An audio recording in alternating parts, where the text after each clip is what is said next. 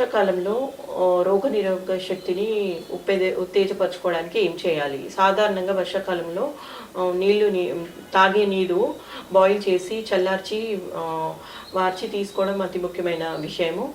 రెండవది outside food avoid చేసి ఎప్పుడైనా ప్రిఫర్డ్‌గా వార్మ్ ఫుడ్ తీసుకోవడం మంచిది. కూల్ డ్రింక్స్ కానీ, చల్ల వస్తువులు కానీ తీసుకోకపోవడం మంచిది. ఐస్ క్రీమ్స్ కూడా అవాయిడ్ చేయడం మంచిది. మూడవది నిద్ర అతి ముఖ్యమైన విషయము. ఎందుకంటే నిద్ర సరిగ్గా పట్టినట్లయితే రోజువారీ పని చేసిన మనకి టైర్డ్‌నెస్ ఏదైతే ఉంటుందో సెల్ రిపేర్ అనేది మన నిద్రలో రిపేర్ అవుతుంది. కాబట్టి నిద్ర 6-7 గంటలు ఖచ్చితంగా ఉండడం మంచిది. సో దానివల్ల రోగనిరోధక శక్తి మనని ఇంప్రూవ్ అవుతుంది. దాంతోపాటు ఎవరికైతే మాన్సూన్ సీజన్ వల్ల ఎలర్జీస్, సైనసైటిస్ ఉన్న వారిలో కాన్స్టిట్యూషనల్ మెడిసిన్ ఇవ్వడం వల్ల వాళ్ళకి రోగనిరోధక శక్తి ఇంప్రూవ్ చేస్తుంది.